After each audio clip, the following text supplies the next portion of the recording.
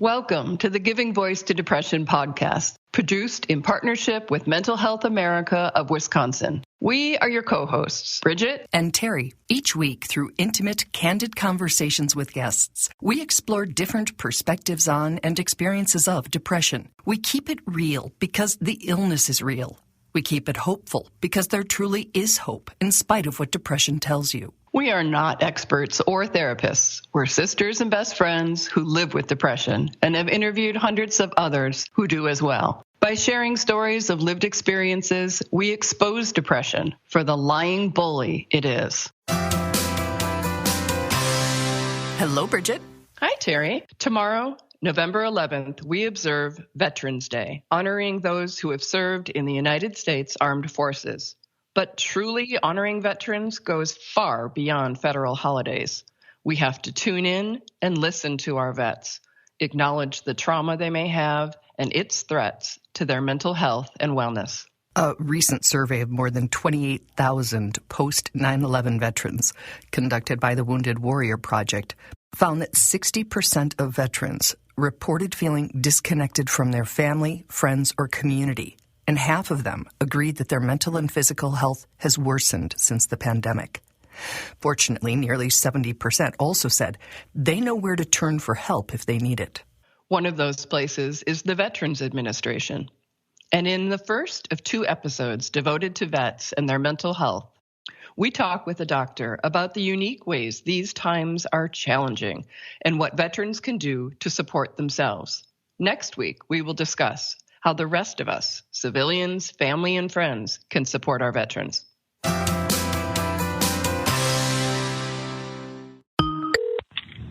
Welcome to the Clement J. Zablocki VA Medical Center in Milwaukee.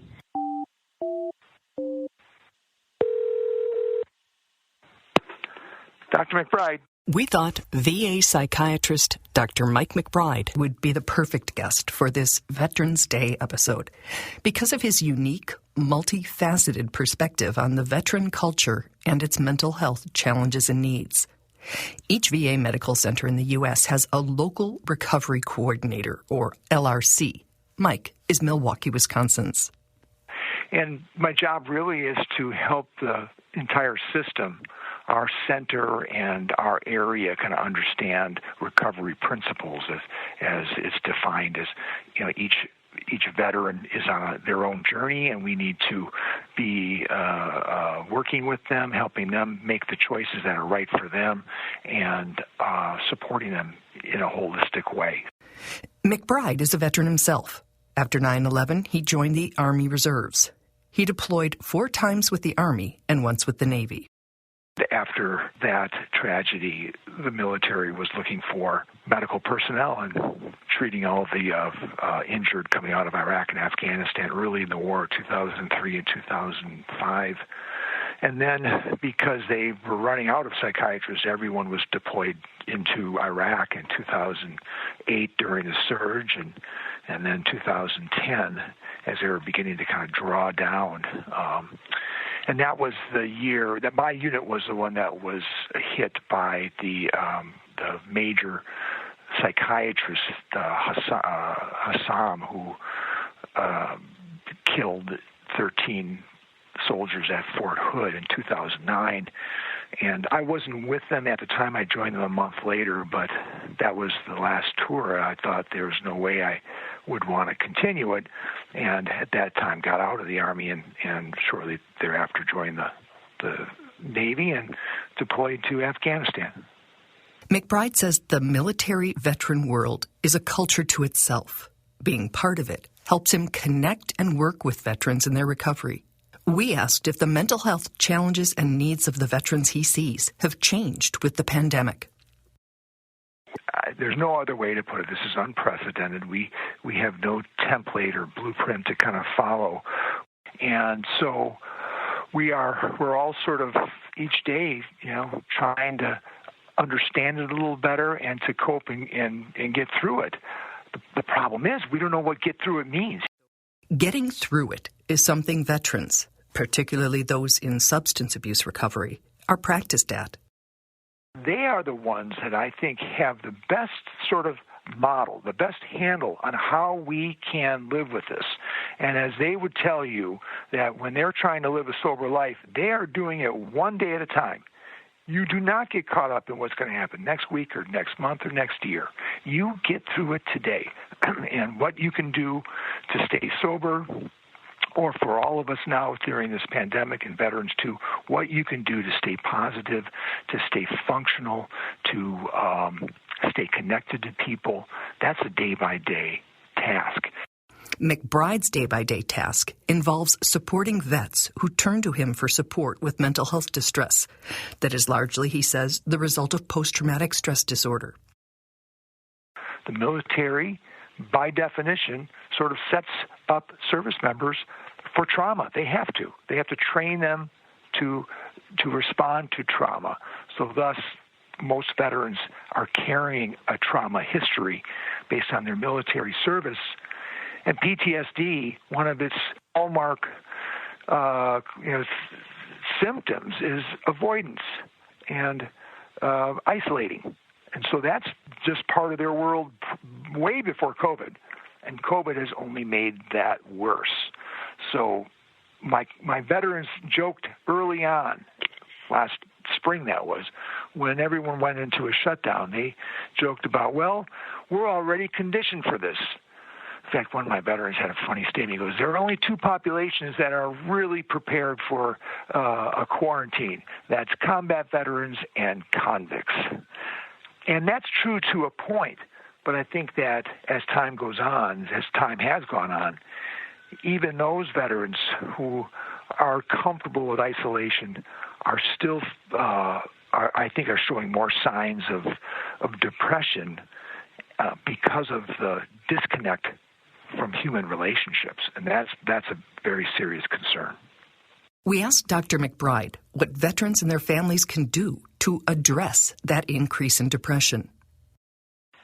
Well, and your podcast addressing depression, and I learned long ago in my psychiatric training from a very skilled supervisor that whenever you hear the word depression, when someone's telling you about their feeling depressed, begin to explore loss. Where are their losses? Because it's the loss which is the cognitive equivalent to the emotion of depression. And that's been helpful to think about. Well, think about it. The entire world is, everyone's giving up something. Whether it's my nephew who is a senior football player, a star up in Minnesota, and their season's shut down.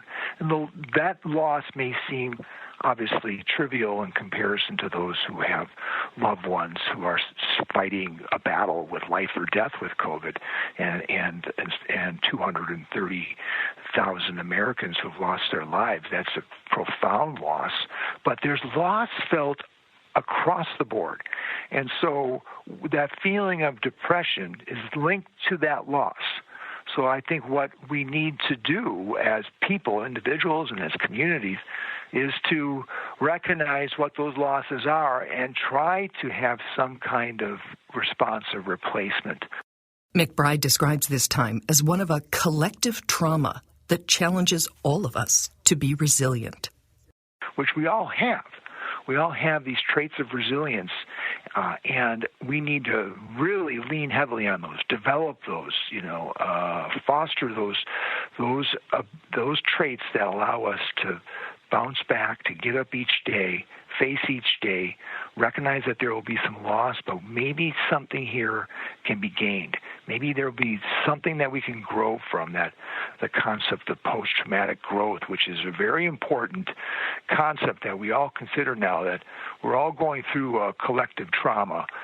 We can grow from this. We can become stronger and healthier from this experience, and we have to be, watchful of how that's going to happen. Acknowledging both the possibility and difficulty of that challenge, McBride refers to an accessible tool that is familiar to all veterans. Every veteran, and if there are veterans listening or family members of veterans, this is important because every veteran has a creed that they had to learn, and it was usually pounded into them in some way, whether it's the sailor's creed in the Navy or the soldier's creed in the Army or the rifleman's creed in the Marines. Everyone has a creed.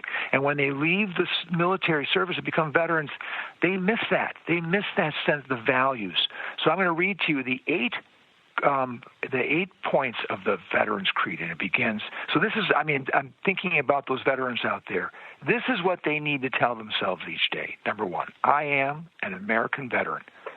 Number 2, I proudly serve my country. Number 3, I live the values I learned in the military. Number 4, I continue to serve my community, my country, and my fellow veterans. Number 5, I maintain my physical and mental discipline. Number 6, I continue to read and improve. Number 7, I make a difference. And number 8, I honor and remember my fallen comrades. So I have veterans every day they look at this and repeat this to themselves and go, okay, what am I going to do today to live by this creed? And for some, I think it can really help. In addition to repeating and living by the creed, McBride also says finding ways to connect right now is critical. This is hard. I've got some of my young veterans who have really taken this COVID thing so this has really hurt them, where they have fallen off the radar, so to speak, and are now really living lives of isolation, and that worries me. And so if people are listening, veterans are listening, there are ways to connect with with your providers at the VA, or if you need a provider. Let me just tell you this: since this year started, the VA has had over 20 million visits that have been, virtual visits or telephone visits.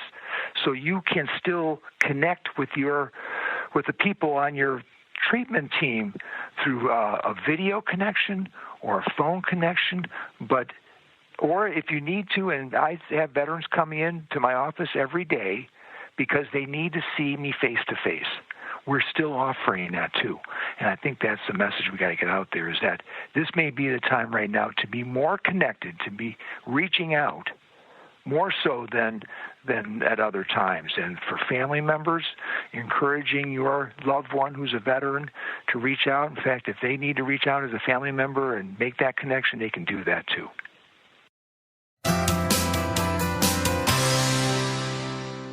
There's that word again, Terry, connection. We all need to feel connected. It's a hard time to do that. I know, but that makes it all the more essential. Yeah, absolutely. In new ways, in different ways. And when both depression and PTSD can lead to isolation, it's even more important and more difficult, or less instinctual, or whatever words you want to use. It's just harder to drag yourself out to do it. Harder. Yep, harder. Absolutely. Dr. McBride gave us some links to some resources for veterans as well that we'll be linking to with this episode. And we want to remind you about the crisis line that's available specifically for veterans in crisis and their families and friends. 800-273-8255, and press 1. You'll be connected to listeners specifically for veterans. The text line for veterans is 838-255. Terry, I got to be honest. I got really teary and heavy-hearted while researching this and writing this. I have to admit to myself, and I guess I'm admitting it publicly, that I have never thanked a veteran for their service. I've never even asked a veteran to share something about their experience with me. Something about it feels off limits, and that wall that feels impenetrable or scary, to take down is the stigma that we keep talking about. Oh boy, I appreciate your service and your personal sacrifice. Thank you. I doubt you're the only person who is experiencing those thoughts and those feelings, having listened to Dr. McBride. And hopefully there will be some changes in behaviors and conversations as a result of this. Absolutely. Yeah, absolutely. I want to say again, thank you. And I'm sorry. God, I'm crying. I just feel really badly about this. Totally unexamined. Dr. McBride gave us some links to some resources for veterans as well that we'll be linking to with this episode. And we want to remind you about the crisis line that's available specifically for veterans in crisis and their families and friends. 800-273-8255. And press 1. You'll be connected to listeners specifically for veterans. The text line for veterans is 838-255. So next week, I just want to say we're going to look at how civilians, and this is one of the ways we can support the mental health of veterans and honor them far beyond the federal holiday. So stay tuned for next week's episode. I want to mention one cool thing, Mental Health America of Wisconsin, which sponsors this podcast. This week, they're opening the nation's first peer-run respite for veterans. It's for people in southeastern Wisconsin, though the model could certainly be adapted elsewhere, and it provides on-site peer support 24/7 to former members of the United States Armed Forces who are living with mental health and or substance use conditions. It's really been a long time coming, and we really hope against all hopes that it is a good resource and a helpful one for veterans. And a blueprint and template, hopefully, for many more. Indeed. We truly hope that our podcast brings a little more understanding, helps you better articulate your experience of depression, or better understand how to support someone else's. We invite you to join us for daily posts on the Giving Voice to Depression Facebook page and on Twitter and Instagram at Voice Depression. It is a comfort to be among fellow travelers on depression's dark road. And remember, if you're struggling, speak up. If someone else is, listen up.